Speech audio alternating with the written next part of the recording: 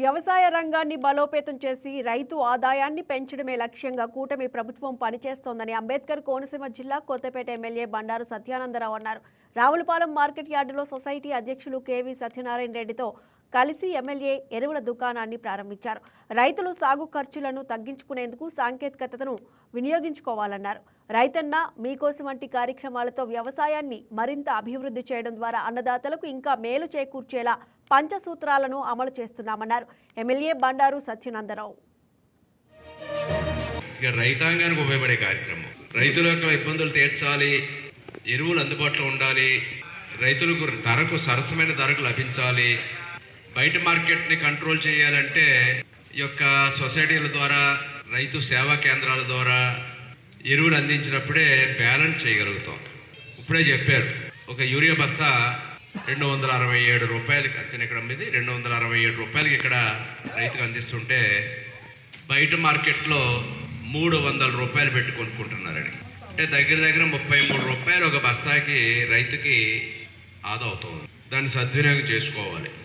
అందుకే మీకు ఎంత సరిపడా స్టాక్ కావాల్సి ఉన్నా, ఇందాక వేరే అనుమానం కూడా చెప్పారు, ఎవరైనా పట్టుకెళ్ళచ్చు, ఒక ఆధార్ కార్డు కావాలి, ఎక్కడ వారైనా ఎవరైనా పట్టుకెళ్ళచ్చు. ఇది యొక్క రావులపాలెం సొసైటీ ద్వారా సత్యనారాయణ రెడ్డి గారు చొరవ చూపడం, ఇంకా పశువుల దానా కూడా ఇక్కడ అందిద్దామని పశువుల దానా కూడా రైతులకు ఎవరికి అవసరమైతే వారికి అందివ్వడం, ఇంకా మెరుగైన సౌకర్యాలు ఏ అవకాశాలు ఉంటే అవన్నీ కూడా పరిశీలించి మార్కెట్ యార్డ్ ద్వారా కూడా అందించాల్సిన అవసరం ఉంది. ఇది కూడా ఆసియాలోనే అతిపెద్ద అరటి మార్కెట్ రావులపాలెం. దీన్ని మనం ఇంకా తీసుకెళ్ళాలి. నేను కూడా దృష్టి పెట్టడానికి నాకు ఈ సంవత్సరం 4 నెలల టైం కూడా సరిపోలేదు. ఎందుకంటే నా ఒత్తిడిలో, నా కార్యక్రమాల్లో దీని మీదకి వచ్చి కూర్చుందామన్నా మార్కెట్ కమిటీ అయిపోతుంది, అయిన తర్వాత వస్తే వాళ్ళు పెట్టి చేస్తే బాగుంటుంది, వాళ్ళ ద్వారా పూట ఇక్కడ స్పెండ్ చేద్దాం అనుకునేవాడిని. అలా గడిచిపోయింది. సమస్యలు పట్టుకెళ్ళాం, కానీ బయట ఒక డ్రైను తీసుకెళ్ళి అక్కడ మునిగిపోతుంది. వాటర్ వచ్చినప్పుడు ఆ డ్రైన్ అవుట్లెట్ బయట నుంచి ఇవ్వాలంటే out side the market rate అని వెనక్కి వచ్చేస్తాం. రైతన్న మీకోసం అనే కార్యక్రమం కూడా జరిగింది.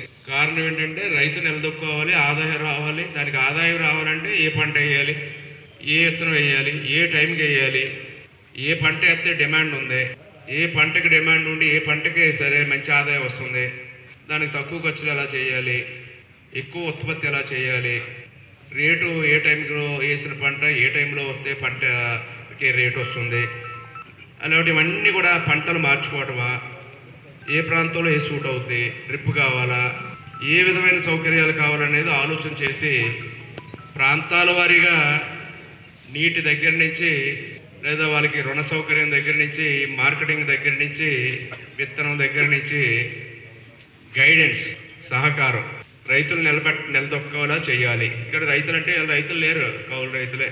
రైతులు ఆవిడ కూడా ఏంటంటే ఆవిడగాడుతులు ఏదో దీని మీద ఏం ఆదాయం ఆశించక్కర్లేదులే అని ఏదో నామమాత్ర వ్యవసాయం కింద మారిపోయింది. ఇక రైతాంగానికి ఉపయోగపడే కార్యక్రమం, రైతుల యొక్క ఇబ్బందులు తీర్చాలి. ఈ వీడియో మీకు నచ్చినట్లయితే లైక్ కొట్టి షేర్ చేసి మా వైకే టీవీ ఛానల్ని సబ్స్క్రైబ్ చేయండి.